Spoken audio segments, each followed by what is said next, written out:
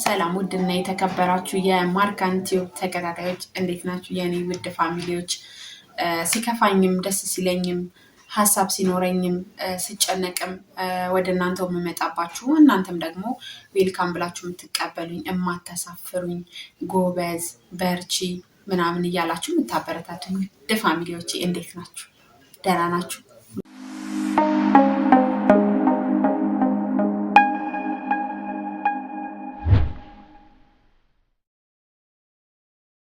ሁሉ አማን ሁሉ ሰላም።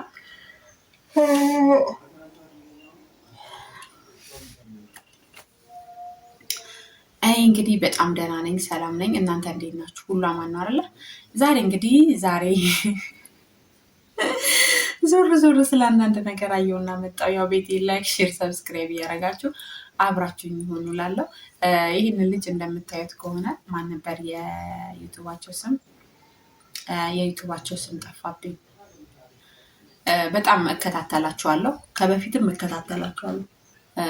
አሪፍ ነገር ደሳስ የሚል ነገር ነው ፖስት የሚያደርጉት እና ዛሬ ግን አንድ ቃለ መጠይቅ ነበረበት። እዛ ቃለ መጠይቅ ላይ እንግዲህ ከችግር ላይ ነው የተነሳሁት። ከችግር ተነስቼ ዛሬ ላይ ባለንበት ደረጃ ከነ ባለቤቴ ደርሰናል።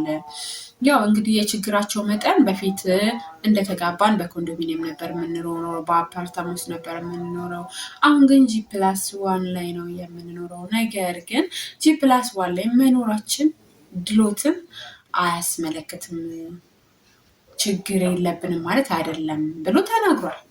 እውነት ለመናገር እውነቱን ነው፣ ሀቅን የተናገረው። ሲቀጥል ደግሞ ሁሉም ሰው የየራሱ የችግር መጠን አለው። በእርግጥ ለኛ ችግር ባለንበት አንደርስታንድ ሊሆን ይችላል የምናስበው። ችግርኛ የምናውቀው በአንድ ፍራሽ ተጋብተን በአንድ ትራስ በአንድ ያልጋ ልብስ ሊሆን ይችላል እኛ የምናስበው። እሱ ደግሞ ከነሚስቱ ካደገባቸው ማህበረሰቦች እንግዲህ ተከራይቶ አፓርታማ ላይ መኖሩ ለሱ ችግር ሊሆን ይችላል። ለኛው ያ ድሎት ነው አይደል እንዴ ጋይስ? ለሱ እንደ ችግር ሊሆን ይችላል። ስለዚህ የሰው ልጅ የችግሩ መጠን እንደየቤቱ እንደየአስተዳደጉ ይለያያል። ስለዚህ የሰው ልጅ ብዙ ከተናገረው ማልመርጣችሁ የሆነ ነገሩን ብቻ እየለቀማችሁ እያወጣችሁ ጀጅ የምታደርጉ ሰዎች በጣም ነው የምትገርሙኝ ማለት ነው። ምክንያቱም የሰው ልጅ በነገራችን ላይ ሁሉም ሰው የራሱ ጥሩ የሚሆን መጥፎ አውጥቶ ያልተናገረው የራሱ የሆነ ታሪክ አለው። ገብቷቸዋል። እዚህ ጋር ይህ ልጅ ሲያወራ ካለበት በቃ ማንኛውም ሰው በሚመጥነው ልክ ነው ሊያወራ የሚችለው። ከሚኖርበት ላይፍ ካለበት ላይፍ አንጻር ነው ሲያወራ የነበረው እና እኔ በጣም ተመችቶኛል። እውነት ለመናገር ሲያወራ የነበራቸውን ነገሮች እስኪ ቀንጨብ አድርጉና ስሙት። ወልደን ስትገባ ወደ ቤት ዳይመንድ ነው ያደረኩላት። ዳይመንድ ሳደርግላት ግን እሺ እዚህ ጋር አንድ ሚስጥር ልናገር። እዚህ ጋር ግን ከመድረሴ በፊት በኬክ ሰርፕራይዝ አርጋታለሁ፣ በአንድ አበባ ሰርፕራይዝ አርጋት። እኔ እውነት ለመናገር ሙሉ መኪና ከሰጠዋት ጊዜ በፊት አንድ አበባ የሰጠዋት ሰርፕራይዝ አርጓት አልቅሳ ቪዲዮ ማየት ይችላሉ። በጣም እኔ ራሴ ተደነገጥኩ። ትንሽ አበባ ነው እኮ የገዛውላት፣ ግን አዘ ፖይንት ታይሙ ላይ ነው ትልቅ ነገር ይመጣል። ፖይንቱ ላይ ያለው አንተ ተጨንቀ የምታረግላትን ፊል ታርጓለች። ባይዚ ኢነርጂ ነው የሆነ ፊል ታርጓለች። ኢነርጂ ኤፈርቱ ፊል ታርጓለች። በቃ የሆነች ነገር ፈልጋ አንተ ጆሮ ከሰጣሃት ሜቢ ትልቅ ነገር አይደለም የፈለገችው፣ ጆሮ ጌጥ ምናምን ሊሆን ይችላል የፈለገችው። ግን ጆሮ ባለመስጠት እሷ የምትፈልገው እንደዚህ ነው ምናምን ብሎ ይደመደማል። ገብቷል። እኔ በአሁን ጊዜ አበባ ይሰጣሉ ሽምግልና ላይ አልችልም ምናምን ተብሎ ይታሰባል።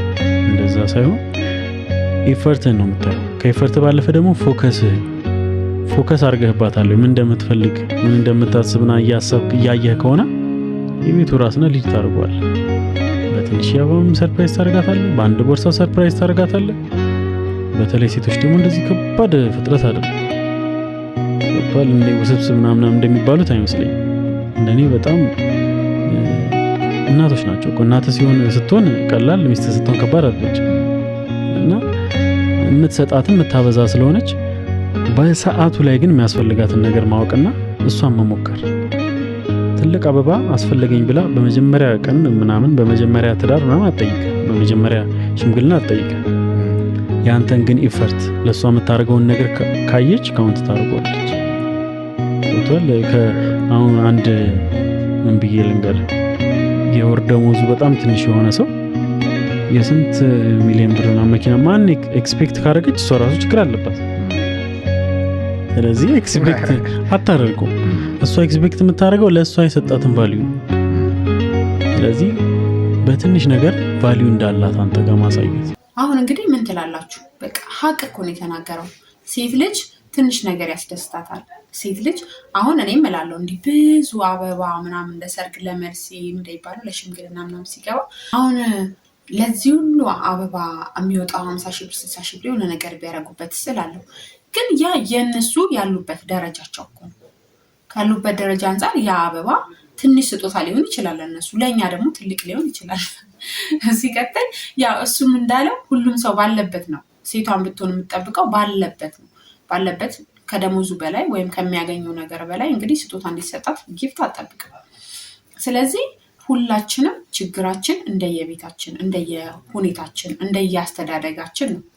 ግዴታ እኛ ዛሬ ችግር ማለት መራብ፣ መጠማት ለምሳሌ እንደዛ እናስበው እንችላለን። ተርበን ነው ያደግነው፣ ተጠምተን ያደግነው ምናምን ብለን ልናስብ እንችላለን። ከብዛቷል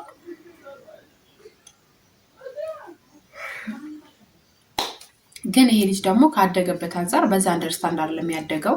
አሪፍ ሁኔታ ላይ ሆኖ በአሪፍ ምናምን ሆኖ ሲያገባ ደግሞ የራሱ እቅድ አለው። በቃ አግብቼ እንዲህ ይኖራለሁ ብሎ ባሰበበት ችግር ወቀሰውና አፓርታማ ላይ ተከራይቶ ኖረ። ዛሬ ያ አፓርታማ ላይ መኖሩን እንደ ችግር ቢያወራ ለምን እንትን አላችሁ? ለምን ደበራችሁ? እውነት ቲክቶክ ላይ ይሄም እየተቀባበሉት ማለት ነው። ችግር እንደዚህ ምናምን ነው ወይ ፉገራ ነው ወይ ምናምን እያሉት ነበረ። የችግር መጠን ይለያያል። ስለዚህ የሰው ልጅ እንግዲህ ሀሳቡን እንዳይናገር በተቻላችሁ አቅም አታድርጉ። ሰው ሊናገር የሚችለው ከኖረው ነገር አንጻር ነው እንጂ ማንም ሰው ያልኖረውን ነገር እንግዲህ ሊመከር አይችልም። ማንም ሰው ያልኖረውን ነገር ሊመሰክር አይችልም። ማንም መመስከር የሚችለው የኖረውን ወይም እየኖረበት ያለውን ህይወት ነው። እየኖረው ያለው ህይወት ደግሞ ለሱ ችግር ነው ምናምን። ግን ዳይመንድ ስንት ነው እናንተ? ዳይመንድ ስንት ነው ጋይስ? ዳይመንድ ውድ ነው። እና እኔ ራሱ እኮ በሆነ በኩል ሳስበው ዳይመንድ ገዝቶ ቸገረኝ ማለት የችግር ሁኔታ ምናምን ብሎ ስለ ችግር ሲያወራ፣ ዳይመንድ የገዛ ሰው ስለ ችግር ሲያወራ ትንሽ ይከብዳል፣ እውነት ለማመን ይከብዳል። ግን ረጋ ብዬ ደግሞ እንደሰው አሰብኩት። ረጋ ብዬ እንደሰው ሳስበው ሀይ ተረጋጊ፣ ምን ሆነሽ ነው? ዳይመንድ የገዛው ልኮ ሀብታም አይደለም። ይሄን እሱ ስንት ለፍቶ ስንት ጥሩ ነው ዳይመንድ የገዛው ብዬ ለራሴ። ግን አሁን እኛ የምናስበው ምንድን ነው? እሱ ዳይመንድ ገዛላት። ነገር ግን እዚህ ጋር የአንድ ቀን ቁርስ የሚቸግረዋል፣ የአንድ ቀን ምሳ የሚቸግረዋል፣ ጫማ ይፈልጋል፣ ብዙ ነገር አለ። ስለዚህ ከዛ አንጻር ነው የታሰበው። እና እንግዲህ በዚሁ አጋጣሚ ይህንን እንትን ካየኸው፣ ይህን ቪዲዮ ካየኸው፣ ለነገሩ እነሱ ብዙም እንደዚህ ለሰው እንትን አይሰጣቸው፣ ግን በጣም ብዙ ሰው ነው ጀጅ ያደረገው። በቃ ለምን እንደዚህ በአፓርታማ ኖሩ፣ በኮንዶም ፉገራ በብዛት ነው ያለው። እና ያው የችግር መጠን ይለያያል።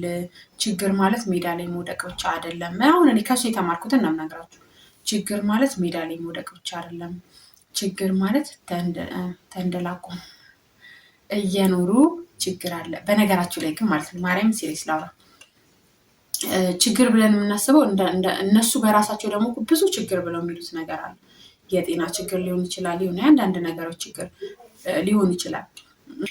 አሁን እኔ እንዳቅሜ ለምሳሌ የሆነ ነገር ትንሽ ነገር ተውትና ችርቻሮ ዘይት መግዣ አጥቼ ላልገዛ እችላለሁ። ያንን ለመግዛት ልጨነቅ እችላለሁ። አሁን ግን የችግራችንን መጠን ነው የምነግራችሁ። እሱ ደግሞ ዳይመንድ ሊገዛ ብር ጎደለው እና የሚስትየውን ወርቅ ሸጠው። መሸጡ ግን ጥሩ አደረገ። ለምን ብትሉ ዳይመንዱንም ወርቁንም ከምታርግ ዳይመንዱ ይሻላታል። እና የምንላችሁ ፈልጌ ነው። ያው ሰው ጀጅ አታርጉ። በቃ የችግር መጠን ይለያያል እላችሁ ነው። ሌላ ምንም ወሬ ላበዛባችሁ አይደለም። በቃ ሰው ጀጅ አታርጉ። የችግር መጠን ይለያያል። የሱ የችግር መጠን ሌላ ነው፣ የኛ የችግር መጠናችን ሌላ ነው። እና ትልቅ ማድረግ ያለባችሁ ነገር ምንድን ነው? ዱዓ ነው፣ ጸሎት ነው። በቃ ፈጣሪ ወይ የችግራችንን መጠን ልክ እንደሱ አድርግልን።